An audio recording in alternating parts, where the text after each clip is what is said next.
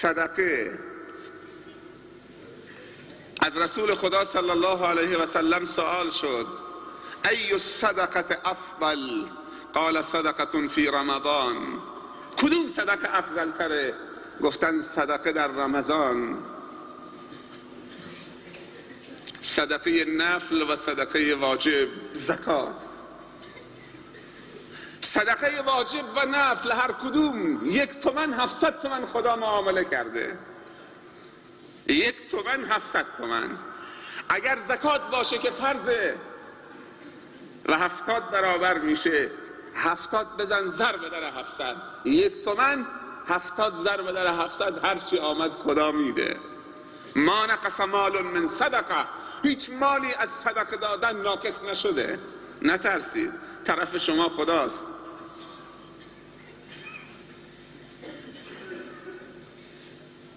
چه مالی مال هست؟ المال ما نفع. مالی مال انسان هست که نفع برساند.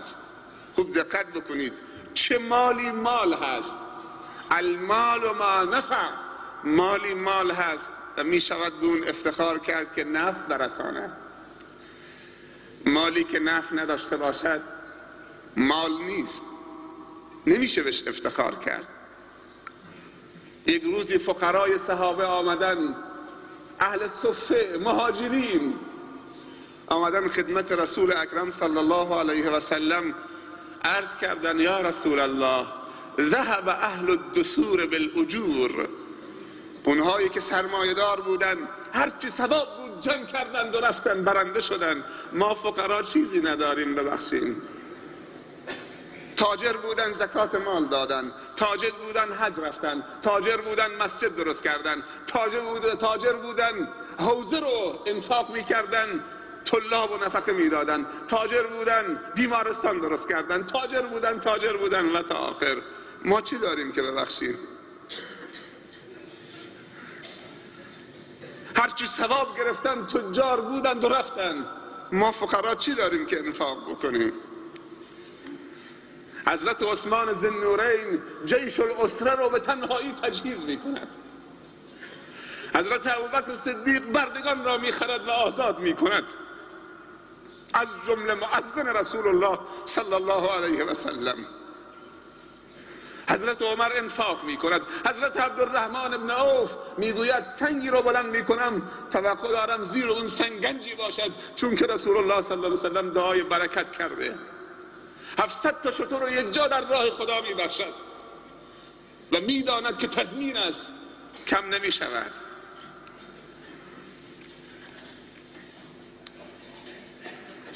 هیچ مالی از صدقه دادن کم نشده و مالی مال انسان است که نفع برساند. ارکان اسلام 5 تاست. نماز، شهادتین، نماز، روزه. فقیر و تاجر در این 3 تا شریکند، اما 2 تا از ارکان اسلام فقط تجار انجام میدهند. این افتخار نصیبشون شده.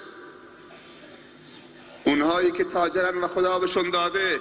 فقرا 3 تا از ارکان اسلام انجام میدهند و تجار 5 تا از ارکان اسلام انجام میدهند. زکات فقط تاجر میده، کسی که فقیر زکات نداره. و حج تاجر میره، کسی که فقیره حج برش واجب نیست، چون استطاعت مالی و بدنی شرط است. پس خداوند به تو مال داده که رکن 4 و 5 اسلام را تحقق ببخشید و این افتخاری نصیب تو بشود. فقیر اگر حج نمی رود معذور است، ندارد. فقیر اگر زکات نمی دهد معذور است، ندارد. خدا ازش ساقط کرده، از جای دیگه پرش میکنه، تقویتش میکنه. ولی تاجری که خدا بهش پول داده که زکات بدهد و رکن 4 اسلام را عملی بکند و روز قیامت بیاید و بگوید بارالله من هر 5 رکن اسلام رو تحقق بخشیدم، میبینی تاجر زکات نمیدهد. بعد دشمنان اسلام چون تاجر مسلمان زکات نمیدهد، میآیند فقرای مسلمین را شکار میکنند با فقرشون.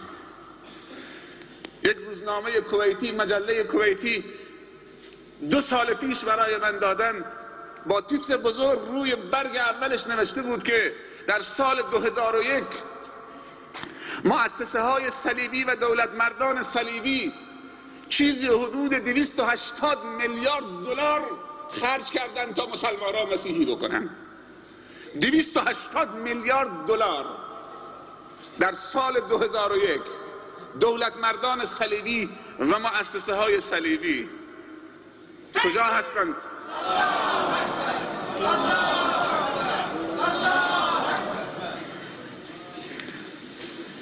کجا هستند تجار مسلمان؟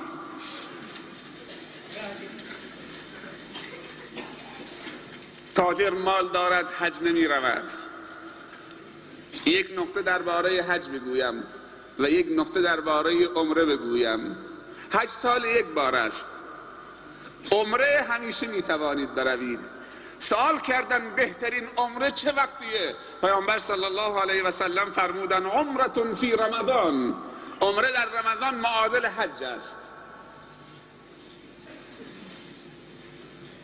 یک نکته درباره مسجد الحرام و مسجد النبی، اونهایی که دنبال ثوابن در ماه مبارک رمضان، عمره در رمضان ثواب حج دارد. خرج عمره چقدر است؟ برای ما که سوغاتی ما آب زمزم و خرماست، نه چیز دیگر ها، 600,000 تومان. اگر سوغاتی چیز دیگر باشد، نه آب زمزم و خرمای عجوای مدینه، اون بحث جداگانه است. سوغاتی مدینه خرمای عجوا و سوغاتی مکه آب زمزم. ثواب عمره معادل حج است. این ثواب عمره. هر کسی در رمضان با 600,000 تومان عمره برود ثواب حج میگیرد. دیگه چی میگیرد؟ اگر 20 روز در رمضان در مکه و مدینه باشد، 10 روز در مدینه، 50 تا نماز فرض در مدینه میخواند. پیامبر صلی الله علیه و سلم فرموده هر نماز فرضی در غیر از رمضان در مسجد النبی معادل 1000 نماز فرض است. در رمضان 70 برابر میشه. یعنی 10 روز 50 تا نماز بخونید، ببخشید 5 تا نماز بخونید در مسجد النبی در ماه رمضان، چیز حدود 3,500,000 حسنه داره فقط نماز خوندن. 10 روز بعدی میری مکه، 10 روز در مکه بمانید در رمضان، 10 تا 5 تا نماز فرض در مسجد الحرام بخوانید. پیامبر صلی الله علیه و سلم فرموده در غیر رمضان هر نماز فرضی در مسجد الحرام 100,000 نماز ثواب دارد. 100,000 در رمضان، 100,000 ضرب در 70 بکن چقدر میشه؟ 350 میلیون حسنه. این فقط ثواب نماز هاست. یعنی 50 تا نماز فرض در 10 روز رمضان در مکه بخوانید، ثوابش 350 میلیون حسنه. تو چقدر دادید؟ 600,000 تومان. 600,000 تومان دادید فقط ثواب نماز مال مسجد الحرام، نماز فرض، نه نفله، نه طوافه، نه نگاه به کعبه، نه خیراتت، نه ثواب عمره که حج است. دیگه خدا چطوری بدهد؟ 500,000 تومان، 350 میلیون تومان.